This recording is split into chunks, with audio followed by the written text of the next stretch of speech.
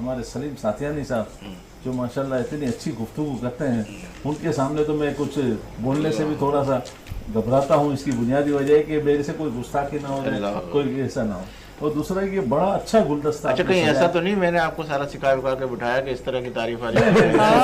Smart का दिन है, कहीं ऐसा नहीं लोग देखने वाले। जितना मुझे सीखना था इतना मैं सीख चुका हूँ, अब मैं अपनी बोली बोलता हूँ, ठीक है ना। और जितना अच्छा खूबसूरत गुलदस्ता आपने सजाया, काफी टाइम से आप भी मुझे कह रहे थे आ जाए, तो मैं अपनी मसरूफियत में झगड़ा हुआ था, लेकिन बड़ा अपना यहाँ बैठ के मैं बड़ा अफसोस कर रहा हूँ कि मैं इतने दिनों क्यों इस प्रोग्राम को खोया। हमारी आयशा खान साहिबा माशाल्लाह, मैं देखता सब सारे चैनलों को मैं रखता हूँ कि क्या हो रहा है, तो बहुत अच्छी होस्टिंग। तो आपने क्या इतने सारे चैनलों को आप देख रहे, हम अपनी तारीफ नहीं चाह रहे, किस अभी जाविये के अंदर आपके उस जहन के मुताबिक है? असल में जाविये के जैसे है ना, एक चैनल तो चैनल ही होता है, कोई भी होता है, इसको ऑपरेट करने वाले, इसको चलाने वाले अगर अच्छी शख्सियत आ जाए तो समझे कि चैनल और उभर के आके रखता है। तो इतनी बड़ी बड़ी सेलिब्रिटियां आप बुला रहे हैं, हमारे उलमा कराम, और पूरा मजहबी माहौल रखा हुआ है, इसके साथ साथ कुकिंग का भी बंदोबस्त रखा हुआ है। अभी मेरी बहन ये कह रही थी, अभी बता रही थी कोफ्ते बना रही है, अभी हमारे कवाली का भी सेगमेंट है। कवाली जिस मुस्कुराहट से वो बना रही है, वो कहते हैं ना खातून खाना हमारी जो भी होती है, अगर मुस्कुराते वो खुशी के लहजे में वो बनाएगी, तो अगर नमक ज्यादा भी डाल देंगे फिर भी क्योंकि माहौल खुश। अच्छा, मेरे वो नाज़रीन देख रहे हैं, मैं वाकई बहुत अल्ताफ भाई ने जो गुफ्तगू की इसमें कोई शक नहीं, वाकई अगर मुंह खराब होकर बनाया जाता है तो खाना भी जो है ऐसे ही नजर आता है। मुर्गी भी खराब, खासतौर पे आप लोग जो है इसका ख्याल रखा करें, जब भी कहीं ऐसा नहीं चैनल के लिए आप 1-2 घंटे के लिए। ये बात बिल्कुल सच है कि आप जिस मूड में खाना बनाते हो ना, वो आपके खाने में झलकता है। अगर आप रोटी बना रहे हो, आपका मूड खराब होगा तो आपकी 100% रोटियां जल जाएगी। सिर्फ चैनल के अंदर ही मुस्कुराहट और फिर उधर जाके जो है ना, नहीं, मैं बहुत शौकीन हूँ पकाने की और साथ में खिलाने की। तो बहुत ही अच्छी बात है। तो आप गुफ्तगू कर रहे हैं ना, हमारे को एक दिलचस्पी बढ़ गई है। अभी क्या कब आएगा? बिल्कुल आएगा, लेकिन एक जो चीज है ना कि हमारी जो कुक होते हैं, अगर कुक के हमारी खवातीन की रोजाना एक जो मसरूफियात होती है, वो भी बेचारी पकाती है।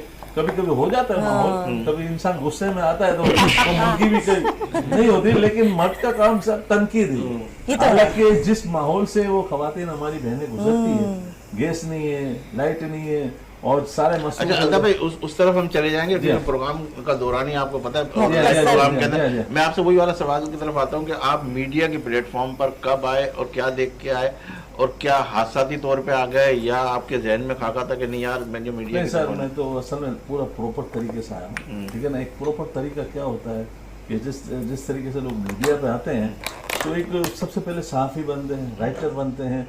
मैं एज ए खुद अदीब, सहाफ़ी, राइटर सब कुछ मैं रह चुका हूँ अल्हम्दुलिल्लाह। 1980 से मैं कहानियाँ मज़ामिन लिखता हुआ आ रहा हूँ, ठीक है ना।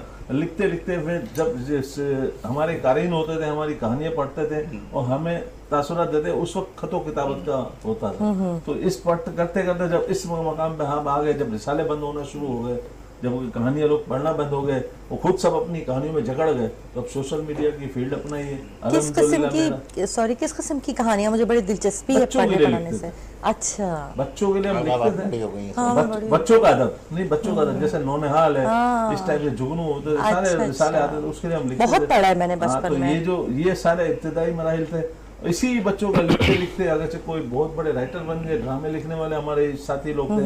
हम जैसे लोग अभी सोशल मीडिया पे आ गए, सोशल वर्किंग भी करते हैं, समाजी काम भी करते हैं, मेडिकल कैंप वगैरह भी करते हैं, अपने अपने हिसाब से कुछ करते हैं। आजकल यूट्यूब का जमाना, यूट्यूब से दुल्हनों को सजाने वाला भी काम करते हैं ना, दुल्हनों को सजाने वाला भी कुछ इस तरह का भी कहते हैं ना, वजूद जन से तस्वीरें कहना करम।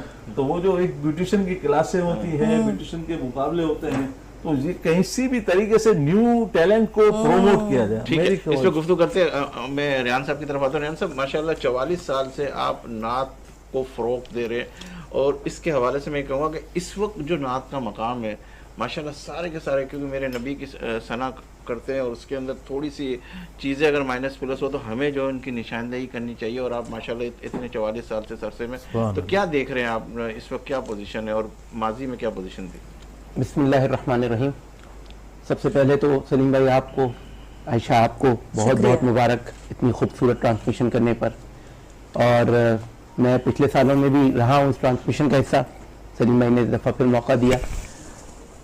सलीम भाई, सबसे पहली बात तो ये है कि तमाम उम्र ही जो है आका अलैहिस्सलाम की सनाखानी और तौसीफ में गुजरी, अल्हम्दुलिल्लाह। देखिए बात यह है कि दौर तब्दील हो गया।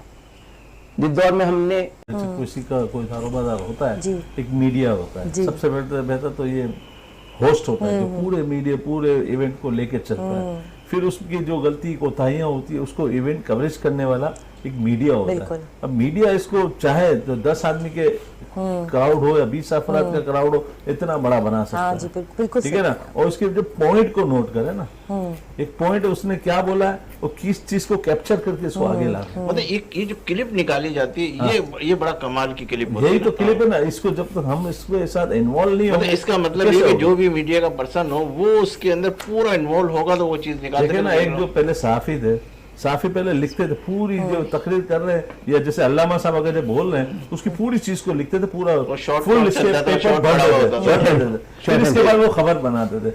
आजकल माजद के साथ वो चीज नहीं है, वो सिर्फ ऊपर का जो लेके वो कर लेते हैं या इधर अब से तो उधर कर लेते मीडिया हैं। सारे coverage लेकिन उधर इसी ही तरीके बैठे। से हमारा मीडिया अगर सब चीज को कवर करे कि ये नहीं देखे कौन बोल रहा है, क्या बोल रहा है, इस चीज को हाईलाइट करेंगे, ऑटोमेटिक हाईलाइट हो जाएगा। अब ये बाजों का ये होता है कि किसी एक को हाईलाइट आपने कर दिया तो ये मेरा पसंदीदा है, उसको नहीं किया तो ये नहीं। अच्छा, ये जो दुश्वारी, क्योंकि मेरा भी फील्ड से हाँ। आयशा, अगर जी, थोड़ा जी, सा मैं बिल्कुल। सवाल कर जी हाँ। बिल्कुल, क्यों नहीं। मतलब आयशा गौर से देख रही है, मैंने नहीं, ऐसा नहीं। नहीं, मेरा सवाल तो मेरे नहीं, भी आप देख रहे करें, हैं। अच्छा, मैं माशाल्लाह कह रहा, इस फील्ड के अंदर अक्सर हम देखते हैं कि बहुत सारे लोग होते हैं और उसके हम सोचते हैं कि यार ये 10 को लेना है, लेकिन 10 में से 4 आते हैं हमारे उसके अंदर कवरेज के हवाले से, और फिर इसके बाद ये कहते हैं मुझे नहीं लगाया, ये भी तो असल में होता क्या है पता है, हम लोग चंद मखसूस को लेके चलते हैं, इसकी लेना, इसको कवर करना, इनको कवर करना।